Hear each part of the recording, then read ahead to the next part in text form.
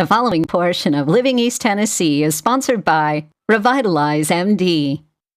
Hey guys, I'm here at Revitalize MD. I'm here with Dr. Debra Durst, and we're talking about some major medical news. The FDA recently lifted the black box warning on hormones. That's huge. Yeah. They lifted that black box warning on women and hormones after 20 years. Wow. Yeah, so there's been a fear of hormones for 20 years, and that was based on a WHI study that was halted early in 2002 with reports of hormones being dangerous. And then the FDA placed a black box warning on it shortly after that, and we've scared women since. Oh, absolutely. And physicians on the use of hormones. So women have really been left to just suffer in silence for the last 20 years. So this is progress. It's a big move for women's health. That is incredible. And how does it impact, especially with what you guys do, educating women on how this can help them every single day? So I think that overall this is huge for women's health just because the FDA is finally acknowledging that hormones for women are safe. But for our practice, we've already been doing that over the last 20 years because hormone specialists had to branch out of traditional medicine and women were being scared. And we've had to reassure them almost one-on-one. We've done a lot of education through podcasts and YouTube just to progress women's health, even though the FDA had not yet lifted.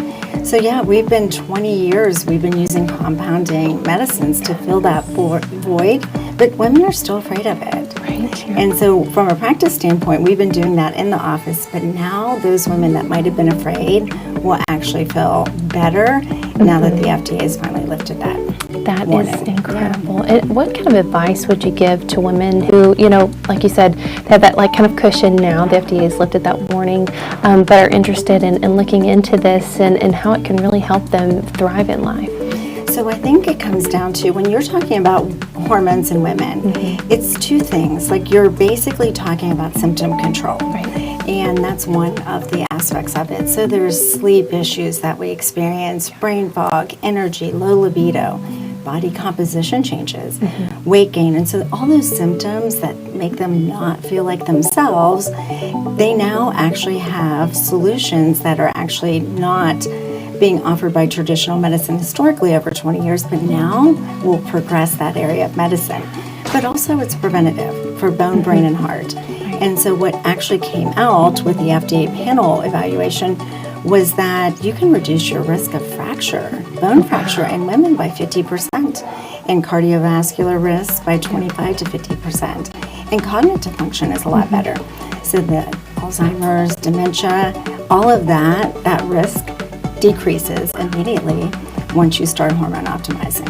That's amazing. I know you touched on it a little bit, about progressing forward to now and where this is going to take us from a medical standpoint. Where do you see this going? So I think this is a huge progress for the FDA and traditional medicine because doctors were afraid of writing it too. So women were afraid to get it, but doctors were afraid to prescribe.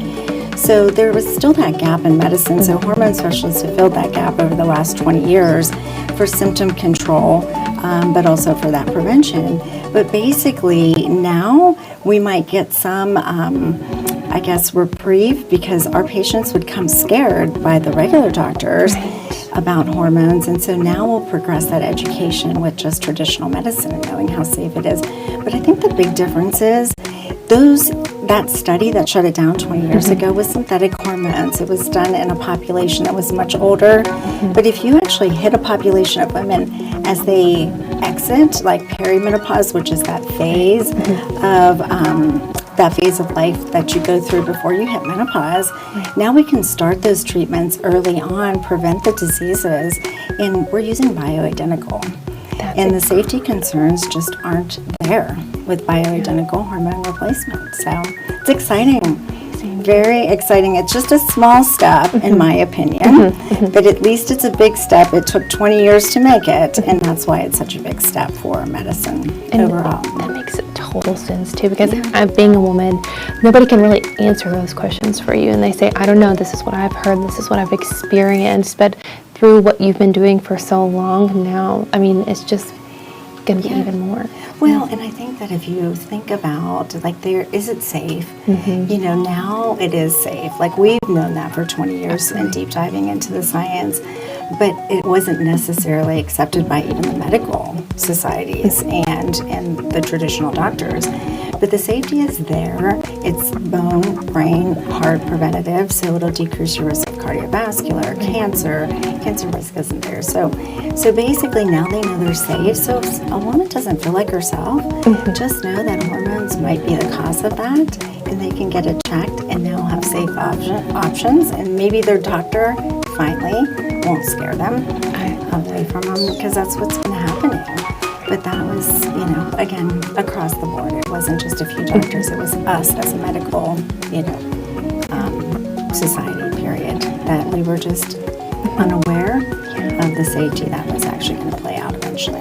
That is, it's so exciting, and while people are interested in learning more, sitting down with you, having a conversation, where can they go to learn more information, give you guys a call, and then also access your awesome podcast, all your videos, your educational materials that you have as well. Yeah. So again, give our office a call, Revitalize MD. You can call the office. You can actually go onto the website, and like Amber said, there's a YouTube channel that we have that have lots of videos, great videos for women, and we've been talking about this for years, and even ways to improve sexual function for women.